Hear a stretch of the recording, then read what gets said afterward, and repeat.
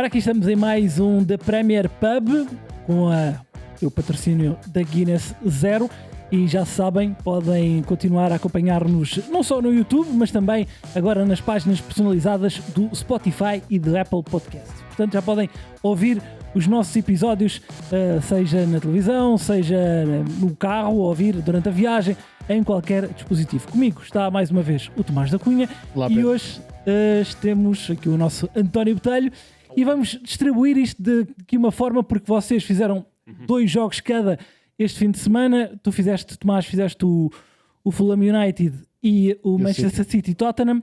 E depois vamos para ti, António, para esse o jogo do Chelsea, agora perdido, Chelsea e Arsenal, exatamente, o West Ham Chelsea e o Arsenal com o Leeds. Mas começando pelo primeiro duelo de portugueses esta temporada, Fulham Manchester United, um igual. Tomás, o que é que podemos tirar deste desafio lusitano, onde mais uma vez nem Marco Silva nem Ruben Amorim conseguiram sair com os 3 pontos? Não, e antes de mais, olá a todos. Eu acho que dentro do empate sai um bocadinho mais satisfeito Marco Silva, até porque a equipa esteve a perder, como já tinha estado a perder contra o Brighton, e isso é algo que já vem de trás no Fulham, a capacidade de reagir e de, estando a perder, tirar empates ou vitórias. Já na época passada, por exemplo, também aconteceu muito. E coletivamente, depois de um início difícil, onde o United podia ter feito 1 golo, 2 golos, principalmente pelo Mateus Cunha, mas sem ser através de jogadas elaboradas desde trás. Há um lance direto do Baindir para o Mateus Cunha, que termina com grande defesa do Leno, e depois há uma recuperação, uma combinação rápida entre o Dorgu e o Mount, e o tal remate ao poste do Mateus Cunha. Porque em termos de organização do ataque, continua a haver um Manchester United muito longe do ideal. A equipa, sob pressão, comete muitos erros, procura muitos passos longos, seja através de variações para o Dorgu, seja através de lançamentos para os avançados, que muitas vezes fazem a equipa ter pouco tempo de ataque, 3, 4, 5 toques, bola na frente, e o Fulham já tinha a bola, neste caso o Fulham. Sim. E depois a equipa de Marco Silva, através de uma adaptação, porque jogou em 5-3-2 sem a bola, foi ganhando confiança, foi crescendo no jogo. O Sessenhão foi uma aposta ganha do Marco Silva, claramente a fazer o lado esquerdo, permitindo ao Iwobi também aparecer por dentro, e até só o Josh King, que Sim, dentro do pouco investimento do Fulham é um jogador que vai ganhando aqui algum. E o Marco já tinha dito que ia apostar mais nele. Jogador talentoso, ainda muito jovem, mas talentoso, acho que vai ganhar protagonismo, sendo uma posição concorrida, porque ali anda, por exemplo, o Smith Rowe, que até acaba por ser determinante no empate. Mas o Manchester United continua a ter problemas que já vêm de trás e que não têm resolução à vista. Na bola parada defensiva, o Fulham não marcou, mas esteve perto disso. E não é apenas o Baindir é apenas um dos pontos centrais e mais visíveis, porque de facto, com o canto da esquerda para dentro, não teve grandes condições de atacar a bola, ficava sempre no meio da confusão. Completamente perdido. No meio da confusão. E mesmo a questão do segundo poste, o Dorgu muitas vezes, e era o jogador que estava mais a fechar a zona do segundo poste, tinha 2, 3 jogadores naquela zona e o United não sofreu por pouco. Depois as alterações de Ruben Amorim, na verdade não deram muito à equipa. Abdica do Diallo cedo para ter mais conforto a defender com o Dalot, mas o golo até cai nesse corredor. Mete o Ugarte, que não entrou propriamente muito bem no jogo. O Sesco não teve grande influência, e depois já em desespero de causa, ou pelo menos para tentar ter mais presença nas bolas paradas, o Maguire e o Heaven, principalmente o Maguire, mas já numa fase muito específica do jogo. Mais do que o empate, que eu não acho que seja muito preocupante, ganhar ao Fulham é muito difícil, principalmente naquele estádio contra os grandes, a equipa bate-se muito bem, mas o jogo é pobre. Acho que está longe daquilo que o Ruben Amorim quereria. Sim, os sinais, António, não são muito positivos neste momento. Até a própria essa questão de mexer muitas vezes na organização da equipa, tirou o Casemiro para meter o Mount ao lado do Bruno Fernandes, o próprio Bruno Fernandes que falha a grande penalidade e que também nunca sentiu que estivesse muito confortável agora nesta nova posição. Não são sinais muito positivos para o Ruben. Não são. Eu acho que, obrigado pelo convite já agora também, olá a todos. Eu acho que os sinais foram muito positivos do jogo com o Arsenal da primeira jornada. Os sinais foram muito positivos dos primeiros minutos do jogo contra o Fulham, mas de repente a equipa perdeu muita consistência ao longo do jogo e deixou-se dominar pelo Fulham. Num jogo entre o Fulham e o United, estamos à espera que o United domine grande parte do jogo.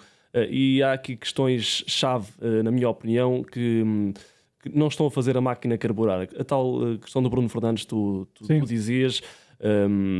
Eu acho que o Amorim podia fazer aquilo que ele chegou a fazer na época passada, que fazia com o Pote no Sporting, que é reforçar o meio-campo com um ala, ou seja, o Bruno Fernandes jogar a partir da esquerda e depois juntar-se à zona do meio-campo. Mas o Mason Mount não é um pouco isso? Sim, mas não eu é um acho pouco essa ideia? Eu acho que ganhavas muito mais em ter o Bruno Fernandes na ala e outro médio ali, por exemplo, o Kobe Mai não aparece, não é utilizado, e nem entrou. Não sei o que é que se passa. É um jogador que até na época passada jogou mais à frente do que no meio campo. Jogava mais nas posições da frente. E até podia fazer ali alguma permuta com o Bruno Fernandes. Mas mesmo está um pouco desacreditado, o que é estranho. Sim, o lance do penalti, o Bruno Fernandes parece que está completamente desconcentrado. É verdade que aquele empurrão do árbitro, e ele fala nisso da Flash, desconcentra um pouco, mas um jogador daquele nível não pode perder a concentração total e mandar a bola para as nuvens por causa daquilo, não é? Verdade? Para ao Rio.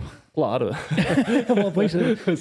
Ali é mesmo para o Rio. É fácil também tirar a bola do estádio, aquele estádio.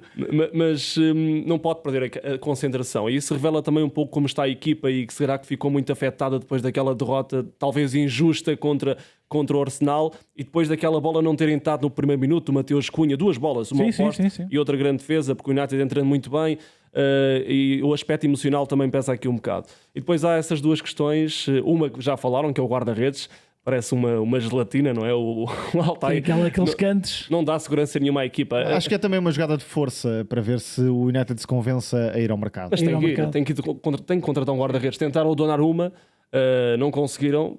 É verdade que vão agora contratar um guarda-redes à Liga Belga, mas é um jovem, exatamente, que não vai trazer aquela... Não é o Donnarumma nem o Emiliano Martínez, por exemplo. Aquela maturidade. E sente-se... Quando um guarda-redes não traz confiança à equipa, eu acho que se sente na equipa. E na bola parada o United está também a sentir muito. E depois outra questão muito importante, que é a questão do meio-campo. Eu acho que o Casemiro foi um belíssimo jogador, continua a ser um bom jogador, mas não é aquele jogador para ser titular no United, aquele médio de combate que dê energia à equipa, que esteja, enfim, presente em várias dimensões do terreno. Isso é muito importante na manobra da equipa. E falando até um bocadinho dessa estratégia do Ruben e do próprio United no mercado, apostaram muito em jogadores, no caso do Mbeumo e do Mateus Cunha, jogadores habituados à Premier League.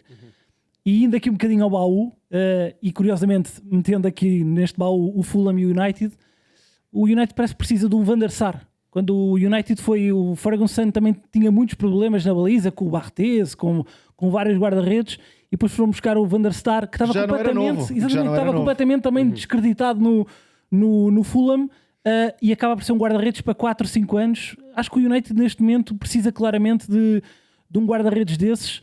Mas não vai por aí, pelo menos segundo as últimas notícias. O Ruben Amorim é um bocado teimoso, não é? É um bocado teimoso, e quando os jornalistas insistem naquele tema, ele parece que ainda foge mais depois à questão e vai apostar e defender aqueles que tem.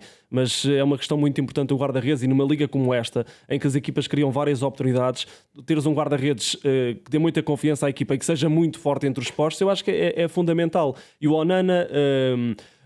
Eu tinha mais expectativas sobre o Onana quando ele veio do o Onana é claramente melhor guarda-redes do que o Baindir. Claramente. Mas daquilo que vimos das últimas épocas, é um guarda-redes que também não dá confiança. Não é fiável. O guarda-redes, enfim, talvez a melhor qualidade de um guarda-redes é ser fiável. Claro. Mesmo não sendo por vezes espetacular. Sim. É verdade que ainda estamos no segundo jogo, mas já começa a haver aqui algumas vozes de contestação ao Ruben Amorim, especialmente pelos sinais que a equipa vai dando. 29 jogos, 28 pontos. Ontem batia-se muito nesta tecla nas redes sociais. Também muita gente a falar da questão do Chesco, que entrou completamente fora dela, com muitos erros. O Ruben tem agora o jogo com o Burnley. É obrigatório ganhar. Antes da pausa das seleções, não há margem para erro. Não, nesse não há. Eu interpreto este jogo fora com o Fulham como um jogo, enfim, vou dizer não obrigatório com aspas, no sentido em que é um jogo difícil. O Fulham é uma boa equipa, rouba muitos pontos às equipas de topo nos últimos anos. Não é um jogo em que o Man United tenha uma superioridade claríssima. Já não acontece isso contra o Burnley, obviamente. Ainda por cima a equipa está com dificuldades em marcar golos.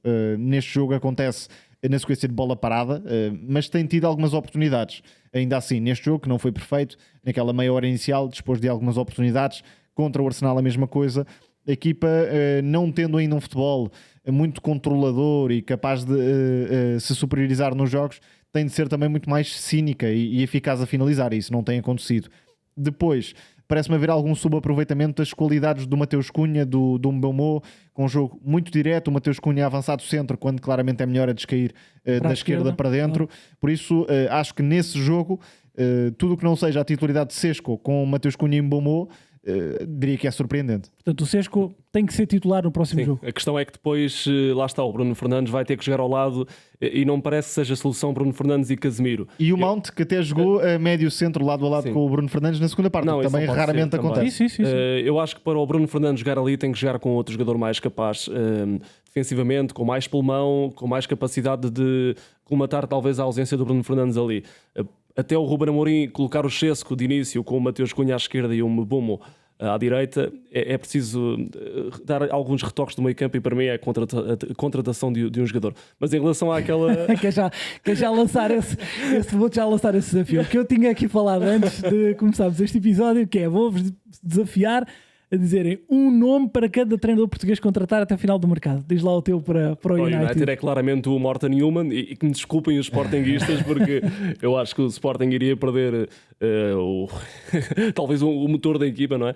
Mas era um jogador que encaixava na perfeição no United, era o Yulman. Eu por acaso achava que o United ia aproveitar a vaga do Palhinha, ou seja, quando o Palhinha percebeu-se claramente que não ia continuar no Bayern, achava que o Ruben ia tentar. Há aqui quase um certo paradoxo no modelo do Ruben Amorim, porque o United joga quase o que vimos no Sporting dos primeiros tempos. Muito jogo direto, muita dificuldade para controlar os jogos. O Palhinha entra aí nessa lógica. O médio centro do Sporting foi evoluindo, porque primeiro era o Palhinha, depois era o Ugarte, que é ali um intermédio entre o Yulman e o Palhinha, e acaba com o Yulman, que é o jogador mais completo, porque também dá muito mais coisas com bola. Parece-me que nesta altura o Ruben Amorim quererá esse jogador mais capacitado com bola, mas tem também de ter a presença física, porque o outro médio é o Bruno Fernandes e não pode ter um jogador igual, isto é, que não tenha muita capacidade de preencher os espaços e de recuperar bolas.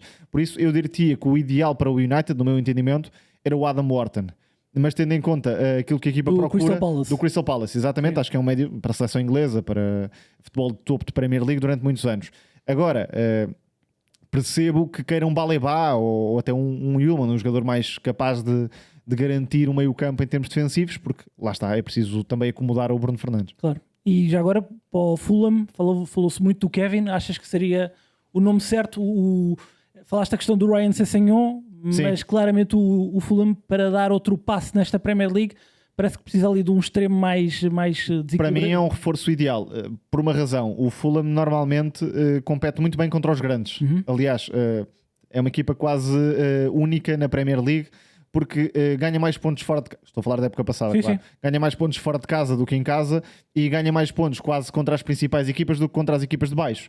E por isso ter esse extremo, que por vezes assume uma jogada individual, tem drible, tem velocidade, tem golo a partir da esquerda, acho que seria muito bom para o Marco Silva, tendo em conta que o jogador que aparece aí até é o Iwobi, que é mais médio, embora jogue muitas vezes da esquerda para dentro. Kevin do Shakhtar, há bocadinho não disse. Exatamente, Kevin também falado pelo Sporting, embora pareça caro demais. Sim.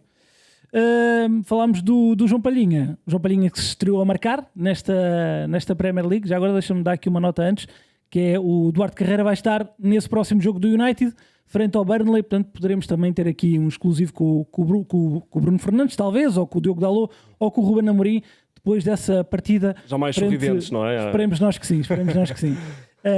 Nessa próxima partida frente ao Burnley. Mas falava do City Tottenham, com João Palhinha a estrear-se a marcar na Premier League e com Thomas Frank claramente a sair por cima mais uma vez, a passar ótimas indicações deste Tottenham. O Thomas Frank é o grande reforço do Tottenham para a nova temporada. É um treinador muito, muito fiável pelo aquilo que fez no Brentford e foram muitas temporadas. É difícil estar numa equipa na Premier League e ser tão consistente e estar sobretudo em crescimento ao longo de tantas épocas. E ele parece-me que é um treinador super flexível, ou seja, nós temos visto o Tottenham com uma linha de 4, mas eventualmente é aquele, já jogou a 5, já jogou a 4. É aquele treinador que se adapta também ao adversário, portanto também podemos ver o Tottenham com uma linha de 5. Já tinha deixado muitas indicações na Supertaça, para quem só viu o resultado parece que outra vez o Tottenham perdeu, mas não, o Tottenham foi grande parte do jogo melhor que o PSG. É uma equipa muito pressionante, com grande capacidade de pressionar, mas também com capacidade para estar mais baixo no terreno, e vimos isso contra o Manchester City. E o Palhinha, tocavas no médio português, é também um reforço muito interessante, porque ele parecia um peixe fora d'água na Bundesliga, e agora voltámos a ter aquele Palhinha que estávamos habituados, que é um jogador com muito físico, e é um jogador de facto de Premier League, e dá-me a ideia que consegue soltar muito mais os outros dois médios que estavam mais presos defensivamente na época passada, o Bentancur, que é um jogador que elabora o jogo muito melhor à frente, e o Pape Matar Sarr, que é aquele monstro do meio campo, também consegue pressionar as zonas muito mais altas. Portanto, parece-me que o Tottenham, embora eu não considere que tenha dos melhores plantéis da Premier League, de longe, acho que tem um plantel até muito parecido ao da época passada, com esse bónus adicional ter o Palhinha, mas sobretudo no banco tem um treinador que pode tornar a equipa muito mais competitiva. Sim, acho que o Tottenham passa aqui uma excelente imagem, e até nem sei até que ponto é que o Palhinha, a seleção não poderá aproveitar ou não poderá ficar a ganhar com esta questão de um Tottenham que pressiona muito alto. Sim. O Palhinha crescer um bocadinho até nessa parte do jogo, que às vezes sentia-se que quando jogava na seleção não corria tão bem. O Tottenham vai ser uma equipa impossível, entre aspas, de defrontar, porque se olharmos para o 11, começamos no Richarlison e no Kudus, que são muito fortes, claro, avançados, mas muito fortes na pressão, no combate, nos duelos, lutam por todas as bolas até ao fim. Vamos ao meio campo, vemos o Palhinha, o Pape Matar Sarr e o Bentancur, que são rochas. E terminamos lá atrás com o Romero, que é um central super impetuoso, com o Van de Ven, que não é tão impetuoso, mas é muito rápido. E para mim o Tottenham, se tem um ponto forte declarado, é a dupla de centrais. Para mim uma das melhores da Liga e até da Europa, em termos de complementaridade e qualidades gerais. Depois, o Thomas Frank é um treinador de rentabilidade. Por exemplo, o Richarlison, que é um jogador ali... que vimos bem no Everton, mas depois teve muitos altos e baixos. Inconsistente, não é? É um jogador... e até psicologicamente... já teve fases muito complicadas, mas é ali um Diego Costa. Não estou a comparar a qualidade, mas é o tipo de jogador. É muito chato. E o Tottenham é um bocadinho isso. 11 carraças, ou 10, porque o guarda-redes não pressiona, mas 10 carraças que perseguem os adversários por todo o lado, não deixam jogar. O City, quando passou essa pressão, acabou por ter muita pressa para definir e não conseguiu jogar da melhor forma, e parece-me que o que vai separar, ou pode separar, melhor dizendo, o City do título é mesmo esta incapacidade defensiva. O setor defensivo parece muito frágil, guarda-redes incluído, porque o James Trafford para já é o titular, vamos ver se vai ser o Donnarumma ou não, mas acho que também pode não estar preparado para a exigência titular no imediato. Sim, mas tu até falaste durante o jogo nessa questão do City, que quando conseguia passar a pressão não decidia no momento certo, falhava sempre o timing do passe e via jogadores, acho que claramente... E o Reinders. Claramente muito abaixo do que fizeram na primeira jornada, e os outros que, por exemplo, eu estava aqui a falar com o António há bocadinho, acho que tanto o Oscar Bob como o Nico não são o Phil Foden, nem são o Rodri. Não, portanto, o nível abaixo está muito abaixo do que é o 11 inicial. E estávamos a falar das fragilidades defensivas, não é apenas a soma das individualidades, é mesmo o próprio processo coletivo. Repare-se que o City, em termos de transição, não tem o Rodri. Antes jogava com centrais nas laterais, agora joga com o Aïnouri, depois entrou o Ake porque o Aïnouri ilusionou-se, mas o titular, até ver, é o Aïnouri. Do lado direito é o Rico Lewis, que também não é um defesa, é até mais um médio do que propriamente um defesa. Exatamente, o Walker dava essa solidez, até em campo aberto, era um jogador rapidíssimo, ganhava muitos duelos. Portanto, a forma como o City quer ser um conjunto mais ofensivo e valorizar a individualidade e a criatividade, claramente é o mote para a temporada. Não sei se isto depois vai dar para ter um equilíbrio competitivo que dê para andar ao nível da exigência de um Arsenal ou de um Liverpool, por exemplo. E muita curiosidade, porque agora também vamos começar a ter alguns duelos. Já tivemos na primeira jornada o United com o Arsenal, mas o City também vai jogar com o United, também vai jogar com o Liverpool ou com o Arsenal. Com o Arsenal, exatamente. O City com o Arsenal. Portanto, agora estas próximas jornadas vão ser bastante interessantes. E esta pressão a todo o campo ao meio homem é uma tendência que se vai espalhando. Houve uns anos em que era quase mal visto, entre aspas. Hoje em dia já não há qualquer tipo de problema nisso. Aliás, é até uma tendência muito comum, que voltou mais em Itália. O Gasperini é um dos treinadores mais influentes da última década e que agora se vê um pouco por todo o lado. Portugal incluído, Inglaterra incluída também. Não falando de pressão, mas falando de bolas paradas, o Chelsea ganha 5-1 com 3 golos de canto, o Arsenal ganha 5-0 com 2 golos de canto e também com 2 golos do Gyökeres. Já estamos a ver um Gyökeres um bocadinho melhor. O que é que achaste, António? Achei que na primeira parte se voltou a estar preso pelo golo. O que é que eu quero dizer com isto? Parece que tinha aquela pressão aqui de marcar. Se eu marcar o primeiro golo, já estou mais solto. E de facto foi isso que se notou. Porque estava aquele jogador e nós às vezes víamos-lo no Sporting. É verdade que no Sporting fazia muitos golos, mas quando não marcava parecia que ficava irritado e depois o futebol automaticamente saía mais atabalhoado e aquilo era uma bola de neve. E no Arsenal notou-se um bocadinho isso. Ele até falha um golo por alguma precipitação na primeira parte. Sim, um erro sozinho, do guarda-redes do Leeds. Sim, ele depois não tem os apoios bem no relevado e acaba por rematar mal. Depois faz um golo típico de Gyökeres, é um golo a Gyökeres, não é? Quando vimos a bola picada para a esquerda com espaço, já sabemos que é um jogador letal, não é? Normalmente faz golo naquelas jogadas. Mas em relação ao Arsenal, não sei se vocês já deixaram a vossa aposta, mas eu aposto que o Arsenal vai ser campeão. Fica aqui a minha aposta. Eu por acaso não apostei no Arsenal, mas acho que é um candidato super sólido, até porque é a equipa que melhor defende na Liga. E tem um plantel, tem um meio-campo inacreditável, com o Zubimendi, o Odegaard, que agora não sabemos se vai ficar de fora há muito tempo. O Saka também, isso é mais ou menos um mês agora de fora. Sim. Mas eu acho que o Arsenal está super sólido, não sofreu golos ainda na Premier League, podia ter sofrido o United, eu acho que o United foi melhor ainda assim na primeira parte, mas na primeira jornada. Mas o agora Arsenal... também tem o Eze, agora também chegou o Eze, foi confirmado. Não, é que o ataque tem muito mais opções do que na última temporada. Agora tem um ponta de lança, tem o Gyökeres, não tinha na última época, tinha o Gabriel Jesus, mas praticamente não contava. Tem o Eze, que para mim vai ser o titular à esquerda, e o Saka à direita. Mas falavas disso no último episódio. Embora achas que vai jogar há aqui algumas dúvidas que ele pode fazer. É uma dúvida. Para mim o ponto fraco do 11 do Arsenal é claramente o extremo esquerdo. Já jogou o Martinelli, já jogou o Madueke. O encaixe óbvio do Eze no espaço livre é extremo esquerdo. Embora ele não seja um extremo, porque quem é que vai mexer? É o Rice. O Rice é o interior esquerdo da equipa. Parece muito complicado que o Eze ganhe essa titularidade. Eu acho que vai alternar entre o extremo e a zona mais central em... aquele espaço sobre a meia esquerda. Porque quem é que sai do meio campo do Arsenal, não é? Acho que vai haver aqui uma rotação, ou seja, em determinados jogos contra adversários mais baixos, que obriguem uma velocidade de execução e criatividade em espaços curtos, o Eze já pode se calhar jogar mais por dentro. Noutros jogos jogará mais por fora, também para não mexer no meio campo. Certo é que era um recurso que faltava ao plantel, porque tem o Odegaard, tem o Saka, tem o Nwaneri, tem o Dauman, mas estes jogam todos da direita para dentro, com o pé esquerdo. Faltava um jogador algo semelhante do outro lado. E o Eze pode fazer estas duas posições, embora eu prefira vê-lo claramente por dentro. Depois, e já o disse noutros episódios, achei estranho que o Arsenal não tenha ido à corrida por Rodrigo, por exemplo, ou por um super extremo.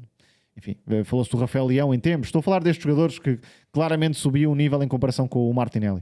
Quem tem garantido já dos dois lados, tanto do lado esquerdo como do lado direito, parece ser o Chelsea com o Pedro Neto do lado esquerdo e o Estevão, que fez uma grande partida frente ao West Ham. Pedro Neto também a marcar, e parece que é o dono daquele lado esquerdo do Chelsea. Já o Estevão esteve muito bem e foi um jogo onde claramente eu falavas do Arsenal como candidato ao título. O West Ham, eu acho que está-se a colocar numa situação muito complicada. Porque não vai a marcar também o West Ham. Muito complicada mesmo. O Graham Potter já alertou, perderam o Kudus, que era uma das principais figuras da equipa, perderam vários jogadores que saíram a custo zero depois de terminarem contrato e que, enfim, o Sofá, o lateral direito, o Fabianski também saiu.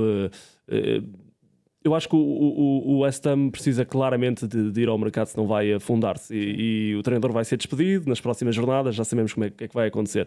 Mas em relação ao Chelsea, eu acho que o Pedro Neto continua a dizer que joga melhor a partir da direita, mas enfim, também houve ali uma situação que mudou um bocadinho os planos ao Maresca, que foi o Cole Palmer que se lesionou. E o Estevão teve a oportunidade, e às vezes o mal dos outros é o bem de outros, e o Estevão jogou ali mais numa zona central. E é um jogador que até fica surpreendido da forma como ele se tem adaptado à Premier League. Muitas vezes aqueles jogadores que vêm do Brasil não têm essa adaptação tão rápida que o Estevão tem. O Chelsea tem um ataque inacreditável, com o Liam Delap ainda, tem o João Pedro. O João Pedro, exatamente. O João Pedro jogou mais a partir da esquerda, com o Pedro Neto a fazer alguns movimentos também interiores. Eu não coloco o Chelsea como candidato porque acho que faltam mais épocas para o Maresca conseguir colocar aquela equipa. Foram muitas mudanças no Chelsea nas últimas épocas, é preciso mais alguma consistência, mais algum tempo de trabalho, mas o Chelsea claramente candidato outra vez ao top 4. O que achas? Tomás. Acho que é uma equipa para lutar pelo top 4, sem dúvida. É uma equipa muito sólida no processo, tem individualidades que nunca mais acabam. É um futebol muito apelativo, não é? Dá Sim, gosto de ver o mas Chelsea jogar. Junta vários jogadores críticos. Achas que deu um... Parece-me que falta um crescimento defensivo que a equipa ainda não teve. Defensivo, até em termos Sim, de ter individualidade. uma linha de 4, uma linha de 3. Sim, eu acho que ainda vai chegar um não é? central, pelo menos o Maresca tem pedido esse central, porque o Colwill lesionou-se com alguma gravidade. Para o Fofana voltou. O Fofana está sempre lesionado e volta, também um bom central, mas falta se calhar um central com mais peso, com mais preponderância no crescimento defensivo do Chelsea. E depois a outra dúvida que eu coloco é se o Cole Palmer vai fazer uma época à Cole Palmer da primeira metade ou à Cole Palmer da segunda metade, porque não marca um golo de bola corrida há muitos meses na Premier League e é claramente o jogador que marca a diferença, apesar de haver outros, Enzo, o Estevão a aparecer, o João Pedro, que é um fantástico reforço. Já agora os prémios individuais são sempre muito exagerados. Jogo, é? Ganhou o Estevão, mas não foi o melhor em campo. O João Pedro esteve bem acima, mas percebo. E é um jogador com alto potencial que já vai sendo aproveitado por Maresca. Era curioso porque, sendo um jogador que vem do Palmeiras diretamente para o Chelsea, podia haver aqui algum tempo de adaptação e de entrosamento, mas não, é logo para jogar. Boa. E acho que foi uma excelente aposta de Estevão no lado direito do ataque do Chelsea. Estamos com poucos minutos. Antes de terminarmos, falar de Vítor Pereira, que voltou a perder, e Nuno Espírito Santo, que teve uma semana bastante complicada, até que junto da imprensa, com todo este burburinho à volta do seu futuro e da sua relação, já nem é tanto com o Marinakis, não é? É mais com o Edu Gaspar, que se percebeu claramente que foi onde surgiu aqui esta guerra.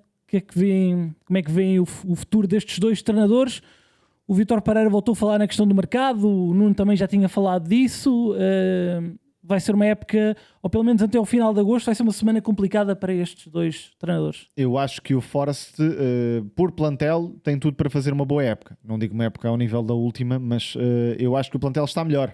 Inclusive, percebo o desagrado do Nuno Espírito Santo em relação a algumas questões, nomeadamente o timing em que os reforços entram, já muito tarde, olhando para as possibilidades. A maior parte dos reforços chegou agora, ou há coisa de uma semana. O Makati, o Hutchinson, o Kalimuendo, estão todos a chegar agora, já com a época em andamento, e não fizeram parte da pré-temporada do Forest.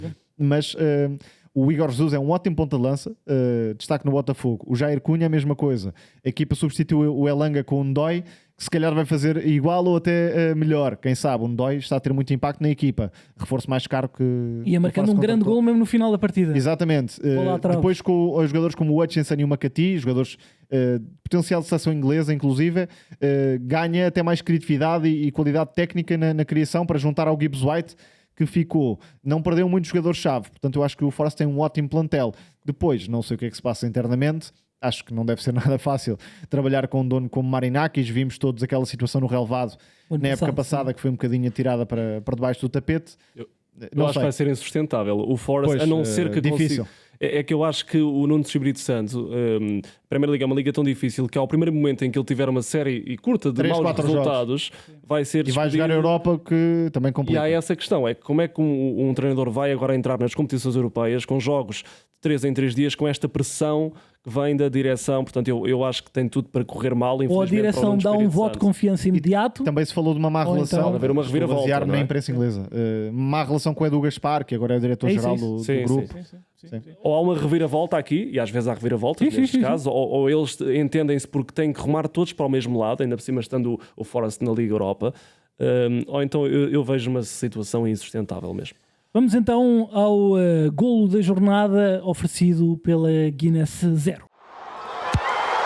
Um golo que, como o Tomás já teve a ver a semana passada, esta temporada fizemos aqui um modelo um bocadinho diferente, António, que é, em vez de cada um trazer o seu golo, trazemos 3 golos e temos que escolher qual é o melhor. Portanto, vamos ver. Vocês já estão aqui a ver os nomes, portanto já sabem. Há aqui bons golos. Já escolhi. Há aqui bons golos. Narrei 2 destes. Vamos ao primeiro, que é o gol do Bukayo Saka frente ao Leeds United. Pergunta aqui é se ele é canhoto ou destro, não é? Sim, o principal mérito é a finalização com o pior pé, claramente.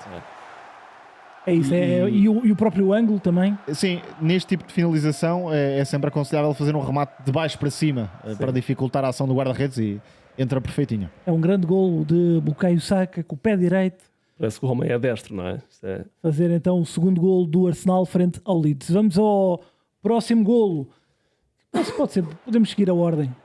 Foi o golo de James Gardner frente ao Brighton, a vitória do Everton na estreia do seu novo estádio. Olha, eu vou dar uma palavra antes de mais ao meu, entre aspas, Jack Grealish, um dos melhores jogadores da Premier League, que entretanto desapareceu nos últimos anos. Acho que a passagem pelo City não lhe fez bem, mas vai voltar. E começou logo a sua caminhada no Everton com 2 assistências. É grande golo. Embora é um grande golo de o James guarda-redes Gardner. também não tenha fechado muito bem o poste, mas a bola vai com força. Um grande golo de James Gardner nessa estreia do novo estádio do Everton. E para fechar, o golo de Lucas Paquetá, também narrado aqui pelo António Botelho, nessa derrota frente ao Chelsea. Acho que vamos com este, ou não? Eu vou com este. Está mais do que Então decidido. está feito. Está mais do que decidido. Não valeu de muito. Não valeu de muita escolha, não é? Não, mas é aquele golinho que em 2033 vai andar nos vídeos. Exatamente. Bombas da Premier League 2025. 2033? Sim, naquelas compilações. Aquelas compilações de melhor gol, não é? Foi o que o melhor do West Ham fez esta época, se calhar, não é? Vamos ver, até ao fim da época. E o gol do Gyökeres metiam aqui no meio ou não? Não acho que seja um grande gol. Acho que é uma boa jogada do Gyökeres ao seu estilo, mas não me parece de especial dificuldade, digamos assim. E à frente do Garner, se calhar. Talvez, embora seja um bom remate, mas sim, talvez. Sim. Então pronto, Lucas Paquetá é o gol da jornada oferecido pela Guinness 0.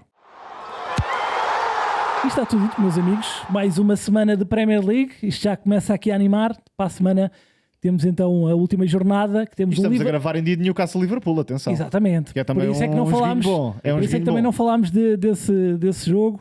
Deixaremos o Liverpool para a semana, que teremos Liverpool-Arsenal. Também uma bela partida. Pode ser já aqui uma boa partida para medir quem é que é um dos os candidatos. Dois principais candidatos. Sim. Pode ser um jogo importante. Pode ser um jogo Sendo que para até caminhar, ver, ainda estamos numa fase muito inicial, mas ainda não vi nenhuma equipa que possa fazer 95 pontos ou coisa parecida. Acho que até pode baixar um bocadinho o topo em termos de pontuação. É pena que este Arsenal o Liverpool não seja mais tarde, não é? Até porque o Arsenal não vai ter o Saka, para perceber o momento das equipas. E para perceber um bocadinho melhor o momento das equipas também. E depois do fecho do mercado também seria interessante ver quem é que o Liverpool ainda contrata para a frente. Vamos ver o que é que vai acontecer. Nem mais uma jornada de Premier League. Está tudo dito. Continue a acompanhar o The Premier Pub aqui na DAZN. Um abraço, até para a semana. Um abraço. Um abraço.